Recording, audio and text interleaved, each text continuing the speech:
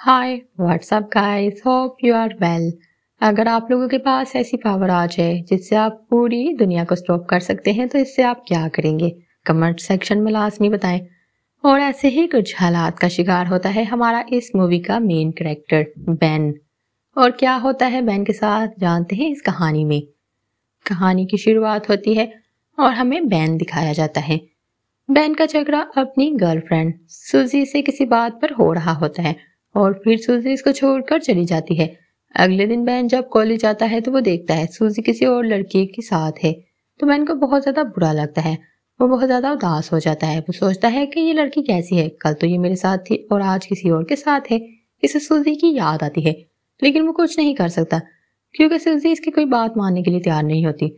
तो अभी यहाँ पर इसका बचपन का दोस्त शॉन आता है। शॉन इसे कहता है कि इसे किसी और लड़की के साथ दोस्ती करनी चाहिए और इसे इस लड़की के साथ देखकर सुधी बर्दाश्त नहीं करेगी और वो जेलस होगी।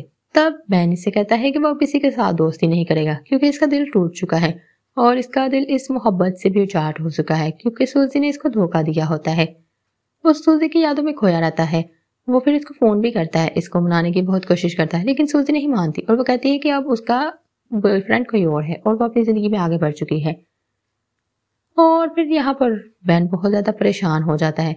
इसको डिप्रेशन हो जाता है। इसको रात को नींद भी आना बंद हो चुकी होती है और फिर वो बुक्स पढ़कर और टीवी देखकर अपना टाइम पास करता है। इसकी हालत यहाँ पर बहुत खराब हो चुकी होती है। तभी एक दिन इसको एक जॉब नजर आती है जिसमें रात के वक्त की शिफ्ट होती है और फिर इसको ये काम अपने लिए अच्छा लगता है क्योंकि इसको नींद तो वैसे ही नहीं आती थी। और फिर लकीली इसको स्टोर में काम मिल जाता है और वो लोग इसको यहाँ पर हायर कर लेते हैं और फिर बैन नाइट शिफ्ट में काम करना शुरू कर देता है। इसके साथ स्टोर में एक लड़की भी काम करती है जिसका नाम शैरन होता है। बैन देखता है कि शैरन को इस स्टोर का मैनेजर किस तरह से हरास करता है। वो जब भी आती है तो वो इसको अपने रूम में बुला लेता है और फिर इसके साथ हरासमेंट करता है। बैन को ये सब अच्छा नहीं लगता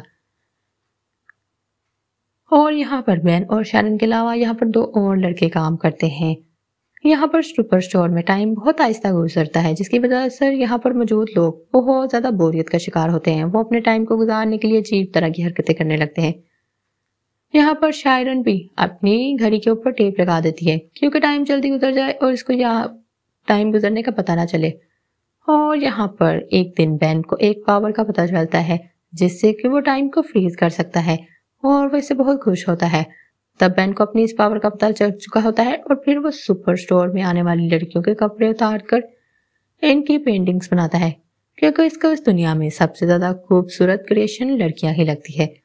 और इस तरह से ये अपना टाइम पास करना शुरू कर देता है क्योंकि इसके पास अब एक ऐसी पावर होती है जिससे वो वक्त को फ्रीज कर सकता है और पूरी दुनिया फ्रीज होगी और बैन जाग रहा होगा। अब यहाँ पर बैन अपना टाइम पास करने के लिए इसी तरह से टाइम को फ्रीज करता है और यहाँ पर बहुत ज्यादा वक्त गुजर चुका होता है जब वो टाइम को अनफ्रीज करता है। इस तरह से बैन को स्टोर में ज्यादा काम भी नहीं करना पड़ता और इसकी एंजॉयमेंट भी हो जाती है। फिर एक दिन बैन अपने लॉकर को खोलता है तो इसके अंदर से इसको एक सैंडविच मिलता है। तब शैरन भी वहां पर होती है। वो सैंडविच को देख लेती है और उसको बहुत ज्यादा भूख लगी होती है। वो बैन से कहती है कि आप वो सैंडविच खा सकती है। तब बैन उसको वो सैंडविच दे देता है और शैरन जब वो सैंडविच खा रही होती है तो बैन उसको बहुत प्यार से देखता है और उसके दिल में शहरन के लिए फीलिंग्स आ जाती है। इसके बाद बैन जब वापस जाता है तो वहां पर इसको वही लड़का और उसका दोस्त मैट कहते हैं कि वो आज दोनों शैरन के साथ मूवी देखने के लिए जा रहे हैं और इसके बाद वो दोनों अकेले में रूम में भी जाएंगे। तब बैन ये सुनकर बहुत ज्यादा दुखी हो जाता है क्योंकि वो जिस भी लड़की के साथ प्यार करता है और वो उसकी कभी भी नहीं हो पाती। पहले सुजेन ने उसका दिल तोड़ा होता है और फिर वो बहुत ही उदास हो जाता है। और यहाँ पर हमें बैन के बचपन की स्टोरी बताई जाती है। बचपन में वो एक लड़की को पसंद करता था अपने स्कूल में, मगर फिर इस लड़की का हाथ टूट जाता है तो इसके ऊपर बैंडेज लग जाती है। लेकिन कुछ दिनों बाद जब इस लड़की के हाथ के ऊपर से बैंडेज उतरता है तो इसके हाथ में बहुत ज्यादा बाल आ चुके होते हैं जिसे देख कर के लड़के इसका मजाक उड़ाते हैं और इसको चुड़ैल कहते हैं, इसको बदसूरत कहते हैं। लेकिन वहां पर बैन जाता है और इस लड़की से कहता है कि तुम जैसी भी हो मुझे तुम खूबसूरत लगती हो और मैं तुम्हें पसंद करता हूँ। तो वो लड़की खुश हो जाती है। वो बैन को लेकर स्कूल के बाहर आ जाती है और एक बेंच के पास वो इसको किस करने लगती है, लेकिन बैन इसको किस नहीं करता और वहां से भाग जाता है। फिर वो इसको कहता है कि वो अगले दिन इस जगह पर आए, फिर वो दोनों किस करेंगे। लेकिन जब अगले दिन बैन इस जगह पर आता है तो वो देखता है कि वो लड़की वहां पर नहीं होती। फिर वो जब स्कूल जाता है तो इसको पता चलता है कि इस लड़की ने स्कूल छोड़ दिया है और वो लोग एंटार्क्टिका शिफ्ट हो गए हैं। अब बेन को यहाँ पर बहुत बुरा लगता है। इसको अपने किए पर शर्मिंदगी होती है कि इसने इस दिन इस लड़की को क्यों किस करने से मना किया था। दरअसल जब वो लड़की इसके करीब आ रही थी तो उसके सामने उसका बाजू आ गया था जिसके ऊपर बाल थे। तब बेन का दिल खराब होता है, इसलिए उसने इस लड़की के साथ ऐसा किया था और फिर इस लड़की का दिल टूट गया था। फिर एक दिन स्टोर का मैनेजर इन सब एम्प्लॉयज को अपने पास बुलाता है। वो इनसे कहता है कि कल इनका एक फुटबॉल मैच है और फिर अगले दिन फुटबॉल मैच होता है, लेकिन वो लोग हार रहे होते हैं क्योंकि यहाँ पर इन सबको फुटबॉल नहीं खेलना आता। और जब बेन इस गेम से बोर हो चुका होता है तो वो टाइम को वहीं पर फ्रीज करता है और वो अंदर आ जाता है। जब वो अंदर आता है तो वो ये देखकर हैरान रह जाता है कि वहां पर एक और आदमी है जो कि टाइम फ्रीज होने के बावजूद हिल रहा होता है और मूवमेंट कर रहा होता है। और बेन ये देखकर शॉक रह जाता है। इसको पता चलता है कि सुपर पावर इसी के पास नहीं है, बल्कि कुछ और लोग भी हैं जिनके पास ये पावर है। वो आदमी भाग जाता है जब बेन उसके पास जाने लगता है। फिर बेन वापस से ग्राउंड में आता है और टाइम को अनफ्रीज करता है, लेकिन जैसे ही वो टाइम को अनफ्रीज करता है तो मैट बॉल को किक मारता है और ये बॉल सीधा जाकर मैनेजर के मुंह पे लगती है और इसका पूरा मुंह जख्मी हो जाता है। तब मैट इसको हॉस्पिटल लेकर जाने लगता है, लेकिन जहां पर वो बेन से कह देता है कि वो शहरन को इसके घर, लेकिन पहले वो इसको कॉफी पीने के लिए अपने साथ एक कैफे में ले जाता है।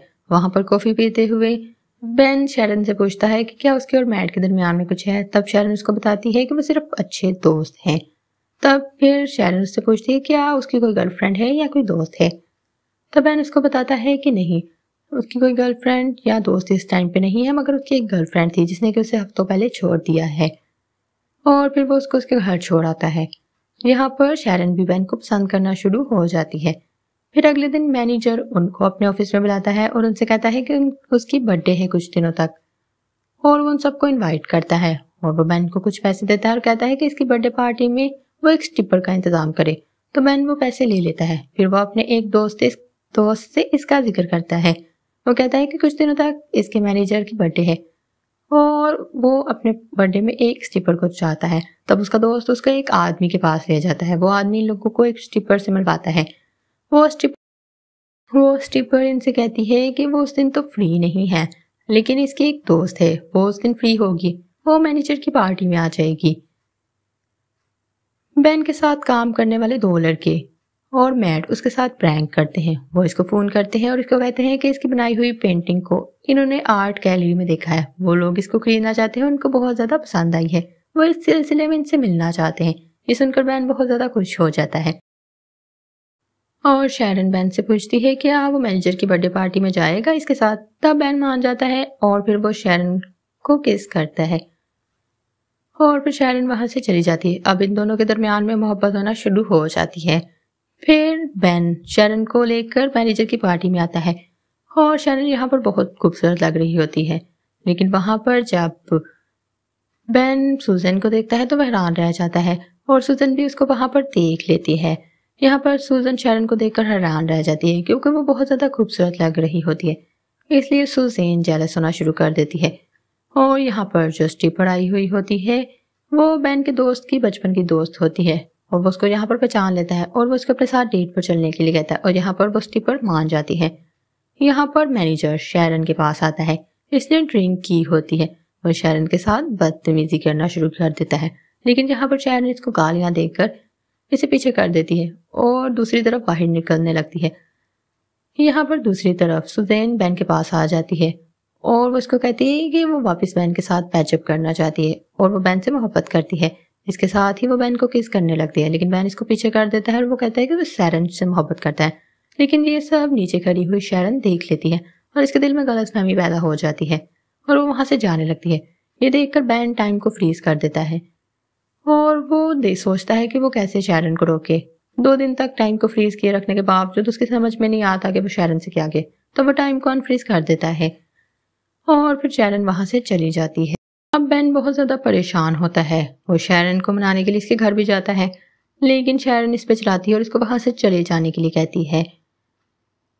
दरअसल शैरन बेन को पसंद करने लगी थी, लेकिन जब इसने इसे सूजन के साथ देखा था तो इसका दिल टूट गया था और यहाँ पर इससे गलतफहमी हो जाती है और यहाँ पर बैन फिर से अकेला रहना शुरू कर देता है और अब इसको फिर से रातों को नींद नहीं आती। मतलब यार लड़का क्या है जो लड़की के पीछे ही लगा रहता है, कभी कोई तो कभी कोई।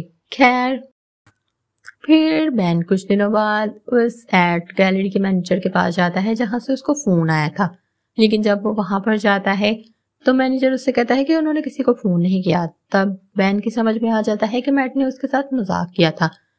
तब बैन वहां पर मैनेजर को सॉरी बोलकर वापिस आने लगता है, लेकिन मैनेजर को उस पर तरस आ जाता है। वो उसको कहता है कि वो जाने से पहले उससे अपनी पेंटिंग दिखा दे। तब बैन उसे अपनी पेंटिंग दिखाता है और मैनेजर को उसका काम पसंद आ जाता है। वो उसे कहता है कि कुछ दिनों बाद हमारी एग्जीबिशन है, वो अपनी एग्जीबिशन में बैन की पेंटिंग लगाएगा और बैन यहाँ पर बहुत खुश हो जाता है। वो इस एग्जीबिशन का इनविटेशन शैरन को भी भेज देता है और उसे यकीन नहीं होता कि शैरन वाकई में ही आ जाएगी।